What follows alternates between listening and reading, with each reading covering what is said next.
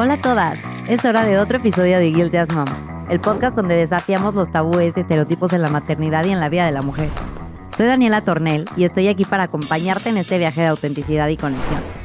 Hoy, sumérgete en una conversación honesta y divertida mientras exploramos un tema que nos une a todas. Prepárate para reír, reflexionar y sentirte comprendida. Comenzamos. Hola a todas, ¿cómo están? Bienvenidas a un capítulo más de Guilty as Mom.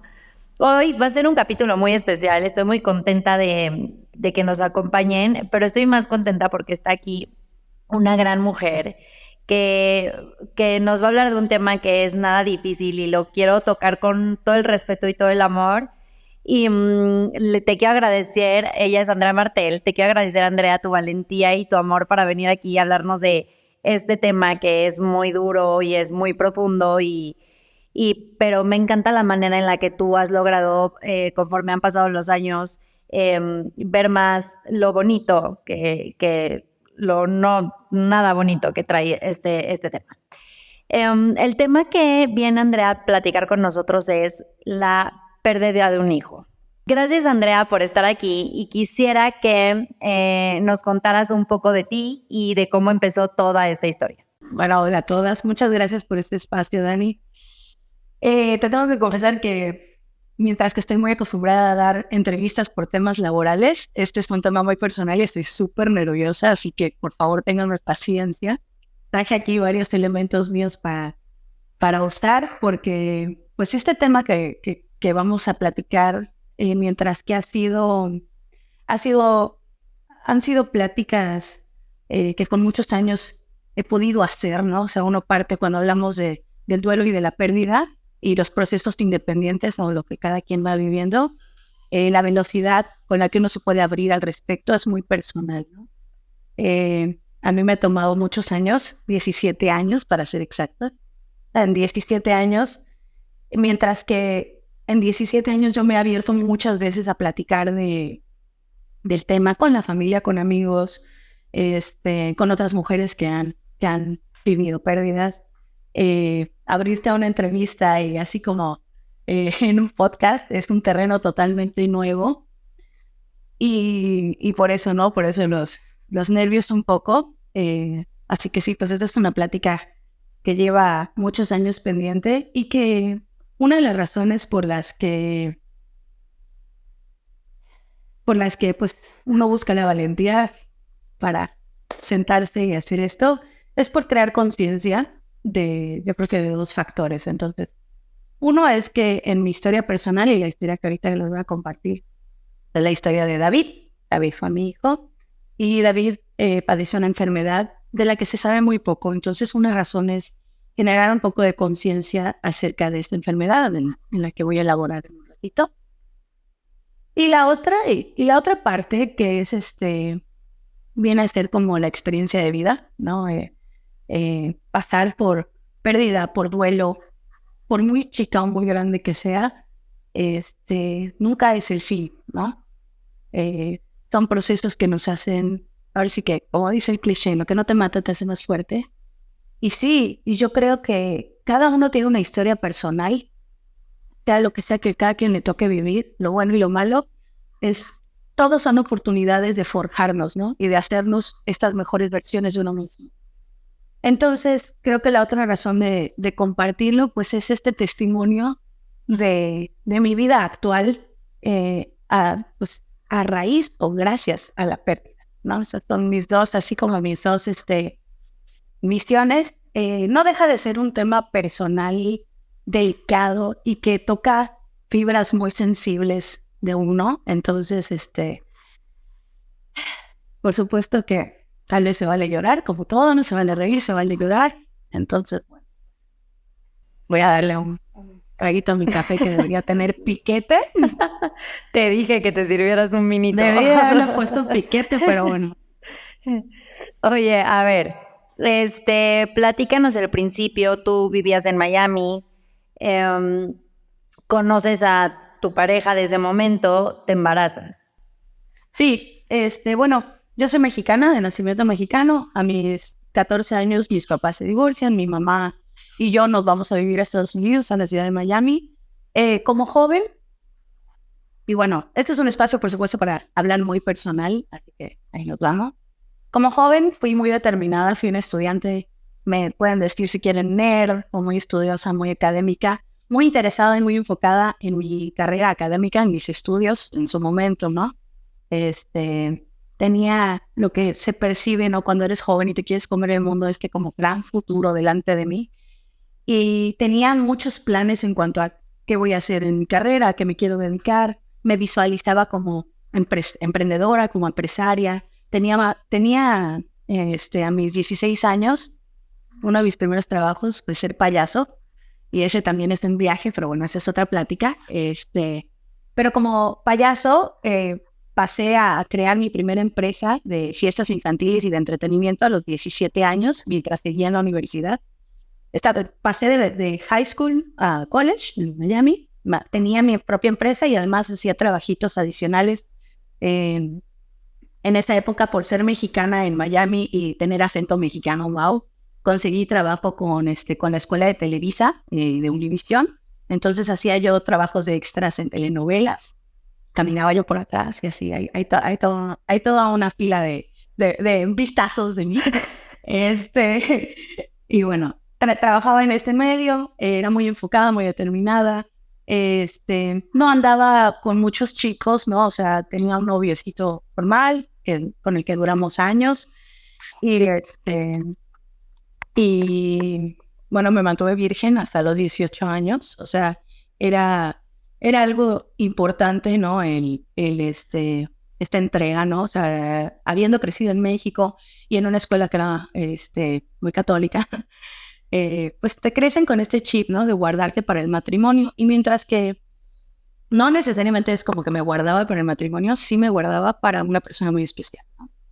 Entonces, la sexualidad en este momento de mi vida, cuando tengo entre 17 y 18, 16 y 18 años, pues no es una prioridad, estoy enfocada en otras cosas. O sea, quiero aclararlo porque pues para dar un poco de contexto de que uno tiene a veces esta meta en la vida, ¿no? Esto es lo que yo quiero hacer. Y de pronto, así conocí al galán, ¿no? Él era 9 años mayor que yo. Entonces ya de por sí creo que eso era un símbolo de rebeldía. Tú estás en los 18. Yo cuando lo conozco todavía no cumplía 18, tenía 17 años. Él era 9 años mayor que yo. Entonces le mentí primero y le dije que era mayor. Dije que era mayor de 20. Luego se enteró y terminamos, volvimos y bueno, es otra la historia. Ajá. Tuvimos relaciones, quedo embarazada a mis 18 años sin planearlo y no solamente quedo embarazada, sino que cuando me entero que estoy embarazada, soy de esos casos raros, me entero cuando tenía 4 meses de embarazo. Entonces el embarazo fue traumático en el sentido de que pues tú tienes estos planes, ¿no? Como les decía, era estaba muy enfocada mi flecha, ¿no? Hacia qué quería hacer y cómo lo quería hacer. Y de pronto, ¡pum!, ¿no? Y te embarazas y eres una niña, ¿no? Porque pues, a esa edad, ¿qué sabes de la vida? Creemos que lo sabemos, pero no sabemos. Y no, hombre, para mí sí fue un shock, fue difícil. Tuve mucha suerte en que mi ex me apoyó mucho. O sea, para él, siendo mayor, obviamente, fue una noticia fantástica. O sea, en ese momento, pues él tiene 28 años, entonces, pues él está en otro canal, ¿no? Yo estaba en la universidad, él ya no, entonces, pues se lo toma súper bien, él estaba muy enamorado y sí, nos vamos a casar y como que de pronto te dibujan este otro panorama, ¿no? Este panorama de, bueno, pues voy a ser una mamá joven, nadie de mis amigas tenía hijos, así que tampoco tienes así como que mucho contexto. No, mis hermanos no tenían hijos, o sea, de verdad que iba a ser así como que el primer bebé con el que yo iba a tener un primer contacto. Y todavía siento que había mucho juicio y estigma en la que se embaraza joven. De que viste que fulana ya se embarazó y era como, ¿cómo? O sea, sí era un tema el embarazo de alguien tan joven. Estamos hablando también del año 2006, entonces en el año 2006, pues la tecnología no está en el nivel que estamos el día de hoy. En esa época apenas Mark Zuckerberg estaba en Harvard empezando a usar el FaceTime, o sea, todavía no, ya saben, estaba empezando Facebook, no FaceTime. Y por supuesto, o sea, yo creo que los primeros en enjuiciarte siempre son la familia, ¿no? Además de que no, o sea, como que tenías todo esto enfrente de ti y Acabaste yo con tu creo, vida. sí, o sea, sí, no, te entierran. Este, luego te casan, porque la verdad es que creo que si hubiera sido una decisión, es que cae la edad, ¿no? O sea, somos unas niñas y pues lo correcto es entonces que te tienes que casar, tal vez en otra mentalidad, en otra era, en otros tiempos, la dinámica habría sido distinta, pero bueno, pues así fue. Eh, y pues nos casaron, con quien decirle, por el civil nada más, gracias a Dios. Y y voy a platicar un poquito del parto de David, de la llegada de David, porque también esa solamente la historia del parto fue dura. ¿El embarazo cómo lo viviste? O sea, tú lo Pues viviste corto, pensando en... Sí, pues es que qué la maravilla montaña enterarte a los rusa. 4 meses. O sea, yo lo que hubiera... Sí, o sea, Yo los 4 decía... meses. Es que yo decía, si no que me internen. O sea, si no sabría que estoy embarazada, que me internen. O sea, por O sea, favor, me siento sí, fatal. no. Pero, ¿cómo viviste, aparte de que corto y rápido? O sea, si alcanzaste a como a desmenuzar toda esta idea de que sí, mamá joven, no sé qué, pero tú con tu bebé, si alcanzaste a sentir como esa conexión especial, te cayó el 20. Creo que durante el embarazo y gracias a la aceptación, ¿no? Sobre todo de quien era mi pareja en ese momento y rápidamente también de mi mamá, de mi papá, o sea, mi familia, ahora sí que pues, ahí es donde el primer amor, ¿no? O sea, la familia, por supuesto que te cagotean, pero pues ahí está. Y me apoyaban y ahora en un viaje muy personal, yo me prometí a mí misma que mis sueños, mi carrera, lo que yo quería to accomplish, lo que quería Lograr. lograr en la vida, lo iba a hacer. O sea, entonces, cuando me dan la fecha estimada de parto de David, me dieron un 31 de diciembre del año 2006, pues me dijeron que esta era la fecha estimada de parto y el siguiente ciclo de la universidad empezaba, no me acuerdo exacto, pero vamos a decir que empezaba el 14 de enero. Yo estaba suscrita para el 14 de enero. O sea, yo dije, a mí, con bebé en mano, pero yo voy a terminar la universidad y era algo que me movía mucho, ¿no? O sea, que yo decía, yo creo que eso, ¿no? O sea, de que te empiezan a decir como que eso es tu vida y vas a poder y dices, no, ni madre, o sea, yo lo voy a lograr. Entonces, Wow. creo que a esa edad iba de la mano con una inmadurez y creo que por eso las etapas con las que vayamos cumpliendo así la vida por etapas son valiosas, o sea, cuando te casas y por amor te embarazas, pues vaya, son valiosos, aunque la mayoría de los embarazos no se planean. La realidad es que yo estaba en una etapa que estaba disfrutando mucho, que era la etapa de la universidad. Entonces estaba buscando cómo conciliar con esas dos etapas, ¿no? O sea, a ver, voy a ser mamá joven, pero también tengo estos sueños. Entonces me hice de una tribu, de mi equipo, de mi mamá, de mi pareja, de la tía, que me podían ayudar con el bebé. Además, obviamente, pues empiezas en este rollo de la maternidad, donde aprendí lo que eran los psicoprofilácticos y sí, quiero tener el bebé natural y quiero dar pura leche materna y la lactancia, o sea, iba a ser muy importante. O sea, quieres hacerlo todo, ¿no? Entonces, pero bueno, dicen por ahí, ¿no? Que si le cuentas los planes a Dios, pues va a reír. Entonces, esos eran mis planes y por supuesto nada salió así. Alrededor del 14 de diciembre, por ahí, pues ya había terminado el ciclo, eran 4 semestres en la universidad, estaba yo ya de vacaciones hasta enero. Tenía un trabajo además que ya había avisado, ¿no? Y ya como que el 15 de diciembre había dejado de trabajar y ya pues para quedarme a esperar al bebé. El embarazo, yo creo que por lo mismo que estaba uno joven, no fue una panza muy grande, fue una panza pequeña. Siempre me mantuve saludable, queriendo no engordar mucho, ya sabes, o sea, cuidando mucho. Creo que siendo muy sincera, hay una parte muy egoísta de mí en la maternidad porque todavía estoy muy enfocada, muy preocupada por pues, mi carrera, mi look, ¿no? O sea, como me veo, no subí mucho de peso. O sea, estás preocupado por otras cosas y la vida me enseñaría más adelante pues, lo que es verdaderamente importante. Por ahí del 16 de diciembre, o sea, un día después de trabajar, empiezo a tener unos dolores como en la parte superior del tórax. Empecé a tomar Tylenol, o sea, tomé acetaminofén. No se me quitaba, tomaba otro al rato, y bueno, cuando me di cuenta en 24 horas yo ya me había echado un botecito. Para el lunes, o sea, esto habrá sido un fin de semana, pues el lunes yo tenía mucho dolor muy intenso de cabeza y tenía mucho dolor en la parte superior del tórax. Mi embarazo había sido, mientras lo recordado, ¿no? O sea, lo que se llevó en récord desde los 4 meses y hasta este punto, había sido muy sano, muy saludable, buen peso, no tuve riesgos de embarazo durante el embarazo en el sentido de, pues, o una diabetes o una preeclampsia o temas de presión. La verdad, había sido bastante saludable. Un embarazo con muy poco enfoque, aunque sí hubo la experiencia de baby shower y todo, que no eran como lo son hoy, que el gender reveal y que no, todavía no se popularizaban esos temas. Sí hubo su baby shower y todo, pero pues todo siempre como que en petit y con mi familia, mi grupo, ¿no? Empiezo a tener estos dolores. Mientras que tenía cita el miércoles, mi mamá insiste que el lunes vayamos al doctor a checar, ¿no? Porque pues no está bien que tenga estos dolores. Las mamás. ¿Qué haríamos felices? Llegamos a la clínica, ¿no? A donde pues yo ya había, ya sabes, en esta época quieres ser casi hermano de tu obstetra, o sea, para que, o sea, te sientas conectado con la persona que va a recibir a tu bebé. Y cuando llegas a una cita de embarazo, hacen 3 cosas. Te toman una muestra de orina, te toman la presión y te pesan. Llegamos, hicieron este proceso. Cuando yo hice pipí, mi pipí era color café. Eso lo recuerdo.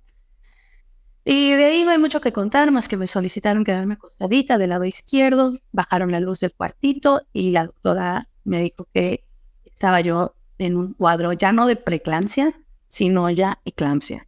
Estaba muy alta mi presión y el bebé tenía que nacer ese día. Estamos hablando de un 18 de diciembre del año 2006. Pidieron una ambulancia y me llevaron al Jackson Hospital en la Florida. Que bueno, cuando tú vives en la Florida sabes que Jackson es el hospital de emergencia. Entonces, me quedaba lejos, pero bueno, pues ahí fuimos. El parto fue muy rápido. Tuvieron que encontrar una ventana de tiempo adecuada para intervenirme y esa cesárea no duró más de 15 minutos, 13 minutos. Había muchas personas en el quirófano. Quirófano, exacto, gracias. En el quirófano, y yo requería una semana de cuidados de hospitalización porque tuve preeclampsia, eclampsia y síndrome de HELLP. Cuando una mujer desarrolla síndrome de HELLP es porque está habiendo falla de todo tu sistema.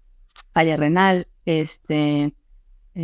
la sangre está muy dilatada, entonces luego empieza te meten mucho medicamento que hay que eliminar y el bebé nace con lo que Pero estimamos ¿hay una en este razón por momento. la que te da el síndrome de HELP?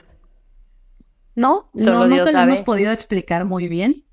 Un doctor tenía una teoría de que tal vez al haber tomado tanto Tylenol en esas 24 horas me llevé a la sangre tan líquida, ¿no? Que te aumenta tanto la presión. O sea, esa es una teoría, más sin embargo, no tenemos una acertada. Yo creo que más adelante vamos a regresar a este punto para ligarlo, porque hay una posibilidad de ligarlo con la enfermedad que desarrolló, que tuvo David. Bueno, David nace con, estimamos, 2 semanas de prematuro. 2 semanas de prematuro no es la gran cosa. Más sin embargo, era un bebé un poco más chico. Una doctora por ahí. Aquí hay mucha descomunicación con los doctores. Estos no son los doctores que me vieron durante todo mi parto. Estos son doctores que me reciben de emergencia en este momento. La primera doctora que a mí me dice, oye, ¿estás embarazada? Fue una clínica dentro de mi universidad. Y de ahí paso a la clínica donde voy a dar a luz. Y de aquí, pues, estamos en un momento de urgencia con otros doctores. Entonces, pues, como que me dicen los doctores, no, pues, tiene un mes de prematuro. Y yo así de que no puede ser. O sea, no cuadra con las fechas. Entonces, bueno, como que tampoco te daban mucho pie de explicación. Y una vez más. Soy una morrita, ¿verdad? O sea, soy una niña, tengo en ese momento tengo 19 años, entonces, ¿qué sé yo de estas cosas? Nada. Mi mamá dio a luz hace muchos años atrás, o sea, dentro de este círculo, en ese momento de mi vida, realmente es poca la información que yo tengo para poder hacer como conjeturas más claras de sí, esto pasa así, o sea, ni siquiera preguntas mucho.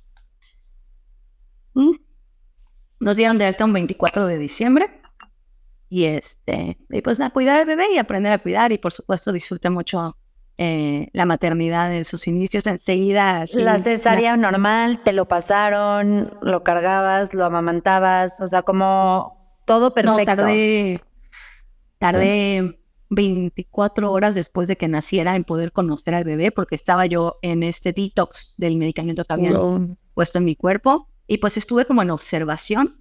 El bebé sí entró en incubadora, pero en realidad nunca la prendieron, él estaba bien, podía respirar. Nada más pues por su tamaño y porque la mamá estaba en cuidados intensivos, pues él estaba también en el Intensive Care Unit.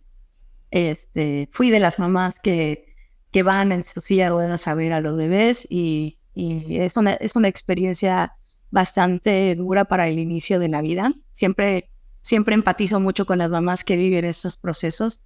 Nosotros estuvimos solo una semana, pero ahí conoces a mamás que llevan meses. No deja de ser siempre como un shock este inicio de la vida de David y el inicio de la maternidad. O sea, no fue lo bonito que uno espera, ¿no? O sea, sino fue un poco choqueante, traumático, rápido.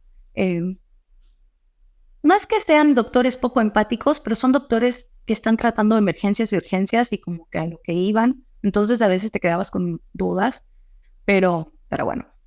Nos fuimos a casa, empecé mi viaje de mamá. La verdad es que desde el momento uno, yo creo que a todas las mamás les ha pasado, creíste que te habías enamorado antes, creías amar. Cuando conoces a tu primer bebé y lo tienes en tus manos, dices, no, esto es amor.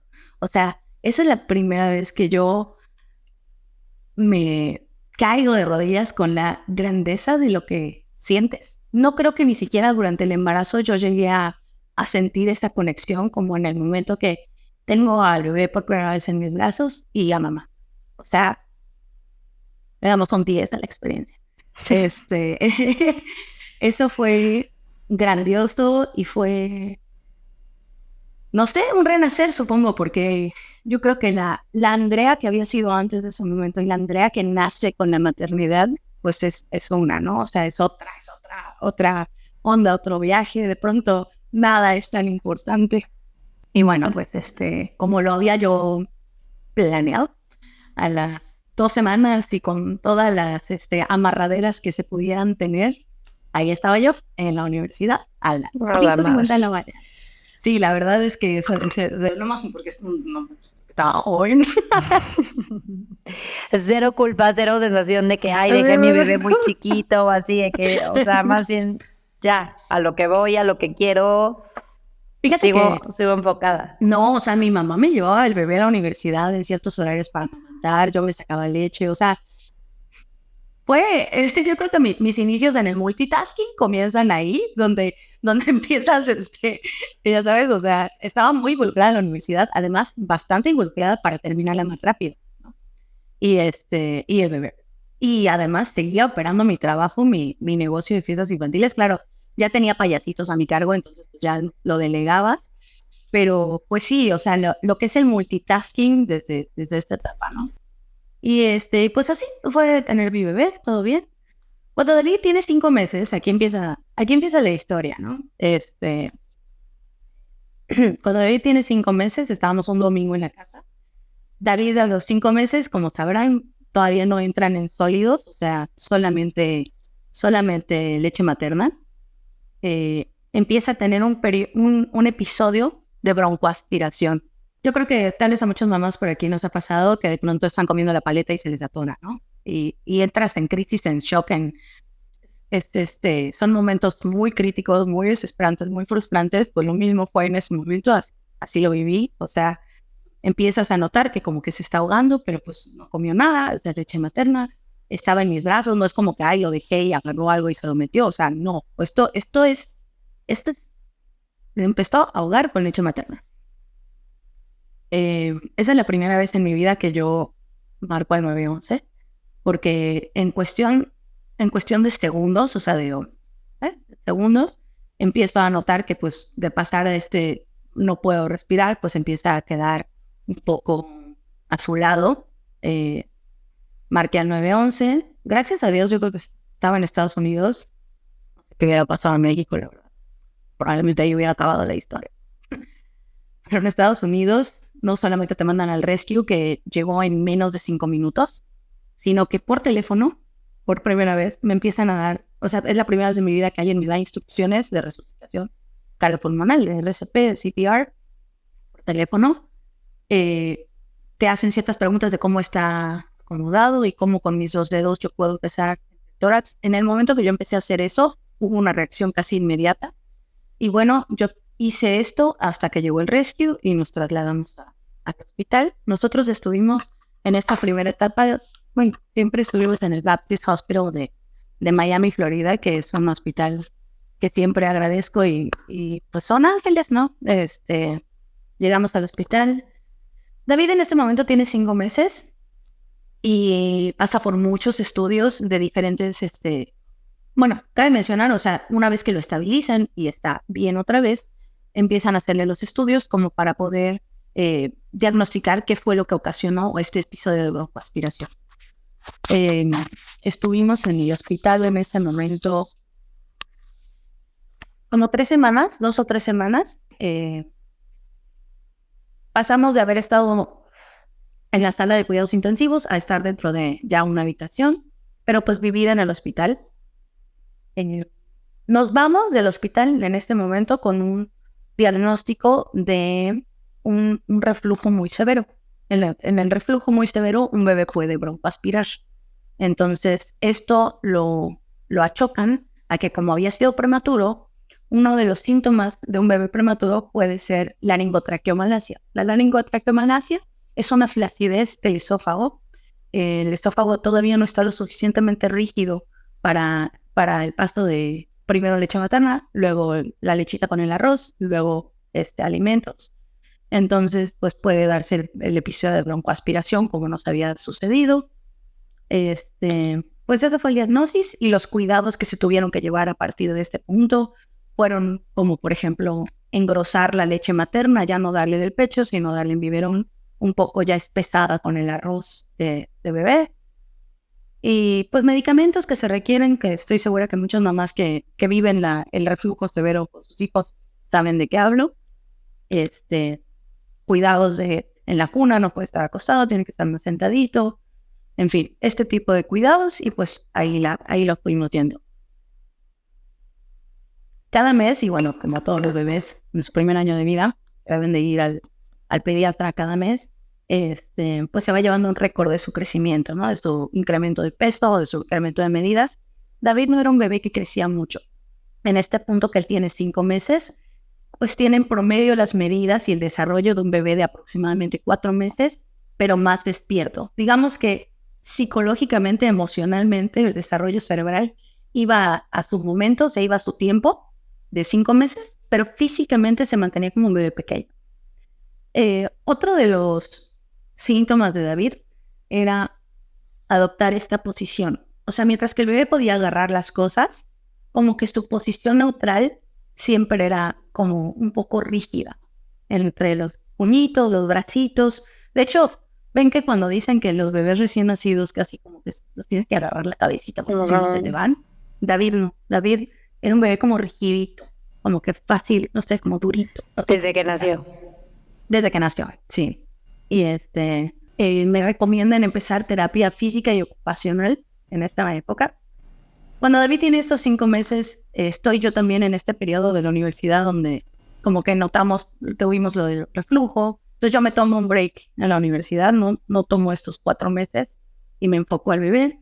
Empezamos a ir juntos a las terapias físicas y ocupacionales, donde también conoces un mundo, ¿no? De mamás que tienen hijos con síndrome de Down, con parálisis cerebral. Entonces empiezas a empatizar. Incluso yo en este momento hasta contemplé un cambio de carrera, mientras en esa época estaba muy dirigida hacia temas de arte o de negocios. me acuerdo que me sentía tan cómoda en las salas de terapias físicas y ocupacionales y me sentía como muy conectada con las mamás en este mundo que hasta pensé en cambiar mi carrera para ser terapista. De hecho, fui una vez a un anfiteatro y como casi me desmayó con un muertito. No, dije, no es para mí. Pero, pero bueno, hubo una intención. A todo esto sí quiero comentar, o sea, mientras que uno está viviendo esto, la vida sigue, ya sabes, o sea, seguíamos teniendo vida social, seguíamos trabajando, muchas cosas de lo que en ese momento vas viviendo, como todo lo que nos pasa en la vida, tenemos la opción de, pues, como ahogarnos en este vaso de agua y atormentarnos con lo que estamos viviendo. Y la otra siempre es como, no, puta, lo voy a enfrentar y voy a estar positivo. Y este era el enfoque, ¿no? O sea, mantenernos muy positivos.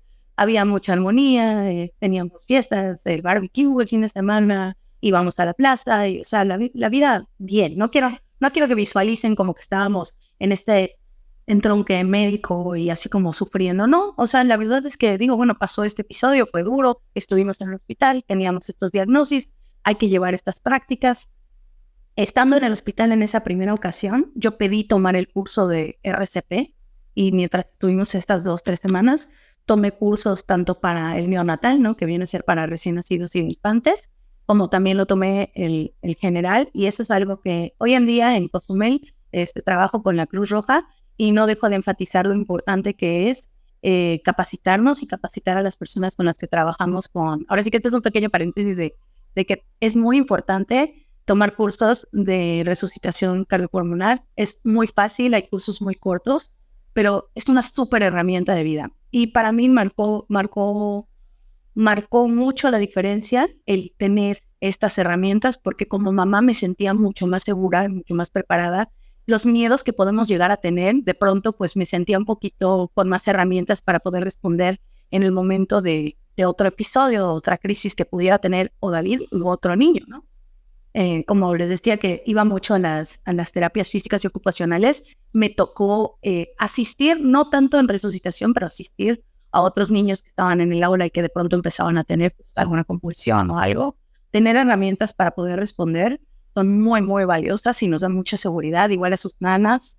Y bueno, en Cruz Roja hay, en fin, seguimos con la historia. Cuando David ya está por cumplir los 7 meses, más o menos, o sea, 2 meses después de este episodio, de hecho fue mi cumpleaños, cumplí 20 años, ajá, y me hicieron una fiesta sorpresa en mi casa y de hecho, como que pues, las últimas fotos que tenemos de David son de esa fiesta, en mi Facebook. Y al día siguiente me sorprendieron, igual teníamos una cena show. Entonces estábamos arreglándonos para ir a dejar al bebé en casa de mi mamá y nos íbamos a ir a la cena, ¿no? Todo eso por mi cumpleaños, ¿no? Y estábamos arreglándonos, bebé en la cama, sentadito, como ya teníamos el famoso triángulo de las cunas. O sea, cuando empiezo a ver que otra vez está teniendo un episodio de broncoaspiración, este segundo episodio fue muy extraño porque no había comido en la última. O sea, no me cuadró. Más sin embargo, él empieza a tener el episodio. Gracias a Dios, en este momento ya tengo más herramientas de pues, reacción. Empiezo yo con o sea, espero, ¿no? O sea, lo veo. En el momento que empiezo a actuar, obviamente marcamos al 911 y va de vuelta para el hospital. Ingresamos al hospital un 28 de julio.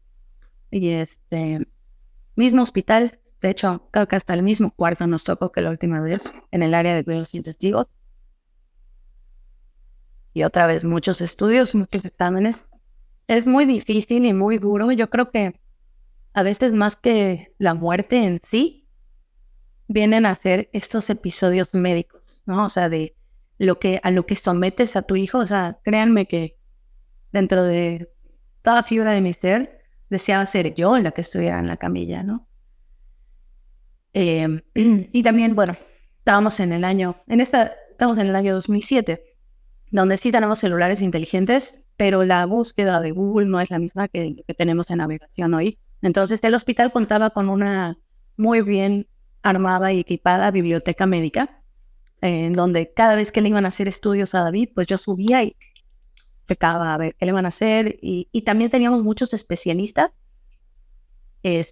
Nosotros contábamos con un seguro médico, el Medicaid de Estados Unidos, entonces como que era de que le hagan todo. O sea, no había, en ese momento, y gracias a Dios, no había una preocupación económica sobre todos los estudios que le estaban haciendo.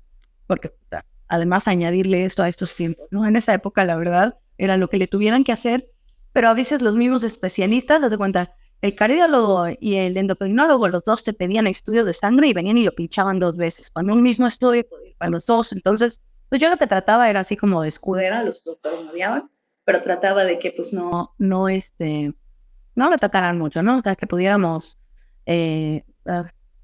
dividir esto. Y pues mi chamba era eso, de estar checando qué le iban a hacer. Yo vivíamos en el hospital todo este tiempo.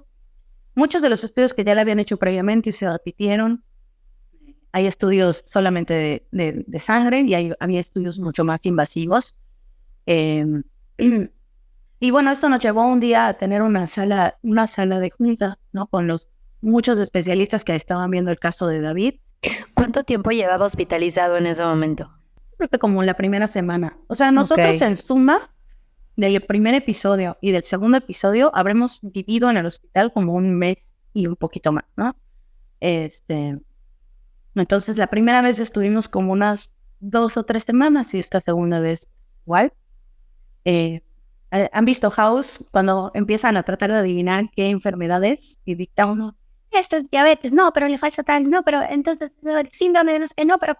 Así estaban todos los especialistas. Yo estaba junto a mi pediatra, un gran pediatra, Pedro Roca, cubano, y yo le decía, ¿qué es o qué pasa? Y me dijo, lo que pasa es que no dan pie con bola. O sea, no había una diagnosis que pudieran acertar. Había síntomas, por ejemplo, los síntomas, la laringotraqueomalacia, que generaba un estridor desde el esófago, ese es un síntoma. La hipertonia, que es la falta de líquido en los músculos, lo que ocasionaba la rigidez muscular, es otro síntoma. El vaso, enlarged liver, y el vaso, el hígado, estaban un poquito agradados. Lo mismo con el corazón, tenía un poquito más de la medida normal. Enlarged, o sea, estaban enlarged, quiere decir que están como inflamados o un poquito grandes. El desfaste de la línea de crecimiento, ¿no? O sea, que no estaba en su peso ideal de acuerdo a la edad. Todos estos eran síntomas que si los veíamos todos, ¿no? O sea, pues hay algo, pero no sabemos.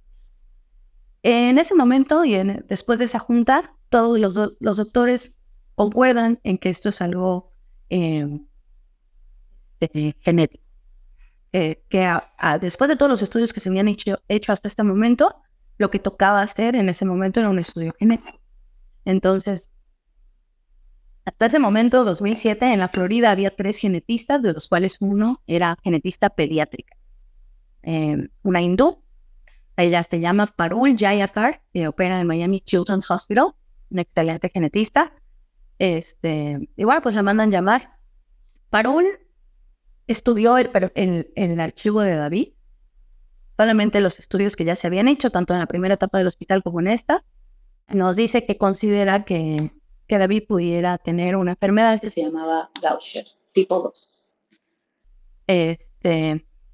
Me dijo, en ese momento me dice que pues para poder descartar o determinar si es o no Gaucher tipo 2, para darles un poquito de contexto, hay 3 tipos de Gaucher.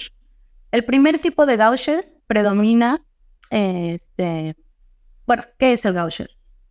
Porque yo me subí a la biblioteca médica a ver qué es el Gaucher. El Gaucher es que la sangre o las células en la sangre no pueden romper los nutrientes de la comida, por lo que genera capas de grasa sobre órganos vitales. Entonces, hay 3 tipos de Gaucher. En el primer tipo, sí pueden vivir muchos años. De hecho, hay personas que tienen este padecimiento genético y cada 2 semanas tienen que estar haciendo una limpieza de sangre. Cuando te cambian la sangre, se me olvida el nombre. están sometidos a este procedimiento prácticamente de por vida.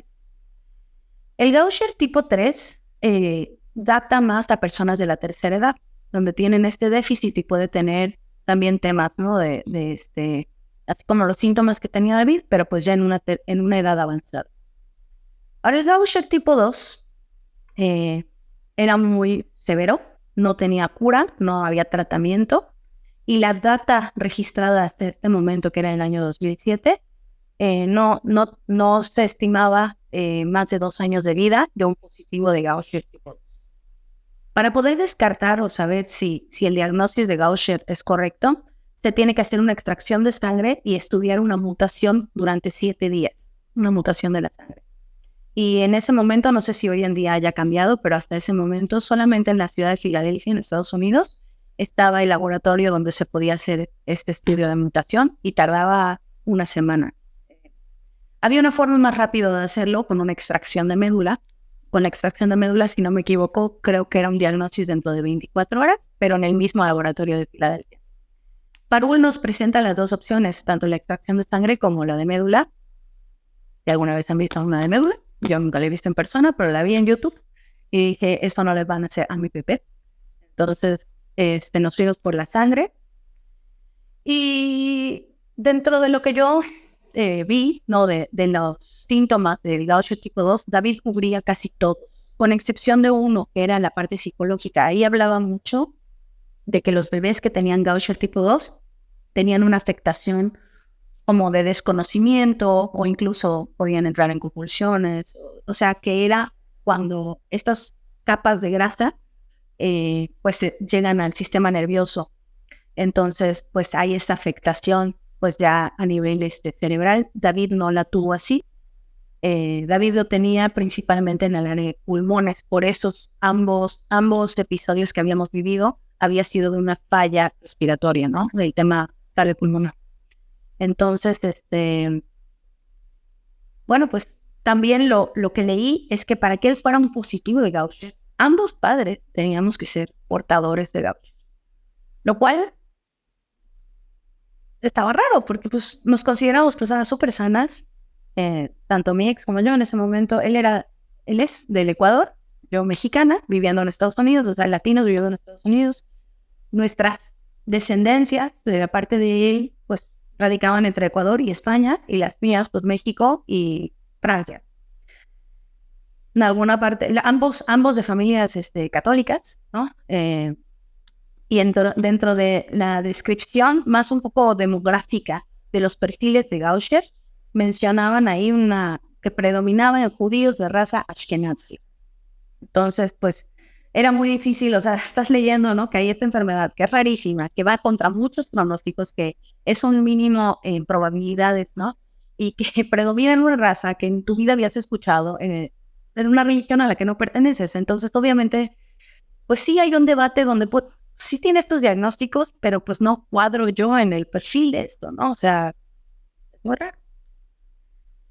Más sin embargo, nosotros autorizamos que se hiciera el estudio de David, que iba a tardar una semana, y al día siguiente de que le sacaron sangre a él, pedimos también que a nosotros nos sacaran sangre y se mandara para ver que en efecto nosotros fuéramos portadores. En caso de que tuviéramos un diagnóstico positivo de David, pues decir al día siguiente, órale, sí. Como portador es asintomático, o sea, quiere decir que puedes vivir toda una vida sin saber que eres un portador de Gaucher. Es una enfermedad muy rara. Como portador es asintomático, pero como un positivo, pues, como les dije, no tiene cura ni no tiene tratamiento. Una semana después, Parul nos citó en su oficina en el hospital de Miami Children's, pues para leernos la diagnosis positiva de David. David era positivo de Gaucher y pues en ese momento no hay cura, no hay tratamiento. Lo que ella nos sugiere en ese momento pues es lo que es hospicio, ¿no? Que es llevarte a tu bebé, a tu ser querido, pues a adaptar la vida cotidiana, la casa, como con las necesidades básicas de un hospital. Esto podía ser un tanque de oxígeno, un carro camilla, enfermeras. Esto pues eran como que las opciones. También me añadieron de David para evitar pasar comida por el esófago, hacerle la la válvula que hace en el estómago donde alimentas directamente. Esta diagnosis a nosotros nos lo dan un miércoles 6 de agosto del 2006, por ahí. Al día siguiente, pues ya empezamos obviamente a decir a la familia, ¿no? Hay algo muy difícil de aceptar un diagnóstico de este tipo. Yo creo que cuando vemos a una persona en mal estado, ¿no? Como los que sucede a veces con cáncer, que aunque hay casos de cáncer que son rápidos, hay otros que toman mucho tiempo, se curan, ¿no? O sea, pero tú esperas ver una persona como enferma. David no se veía enfermo, o sea, David se veía bien, normal, juguetón, como cualquier bebé de 5 a 7 meses que tienes que estar entreteniendo, que quiere comer, que le harta o sea, teníamos que bañarlo. O sea, en todo esto era un bebé activo, por lo que yo tenía que estar ahí en el hospital 4x7, buscando distraerlo. O sea, ponía el suero en la carriola y daba las vueltas por el hospital. O sea, pues llevando vida dentro del hospital, ¿no? Pues la rutina. Entonces, de pronto te dicen, ¿no? Así de que, pues, está enfermo y se va a morir. Y tú ves al bebé y dices, o sea, como que no me cuadra. La parte de la aceptación aquí es muy difícil. Como que creo que ahí es donde uno le reza a todos los santos y se apega a todas las fes, ¿no? O sea, de decir, puta, un milagro, o están mal, o quiero otra segunda opinión. O sea, este momento es obviamente digo, estamos, como les dije al principio, estoy recordando una historia que tiene 17 años y es difícil a veces como que los bloqueos, ¿no? O sea, hay cosas que tengo bloqueadas. Tengo mucho bloqueo de tiempos, de cuánto pasó después de esta fecha. O sea, tengo ahí como que bloqueos de tiempos. Pero bueno, al día siguiente de la diagnosis de David, decidimos hacerlo de la válvula para podernos lo llevar y pues empezar lo que era el programa de hospicio. Muchas gracias por haber estado aquí, gracias por haber escuchado la primera parte del capítulo. No se pierdan la segunda parte el próximo miércoles. Les mando un abrazo a todas y muchas gracias por estar aquí. Si les gustó el capítulo, denle follow, denle like, suscríbanse y pues aquí nos vemos el próximo miércoles. Adiós.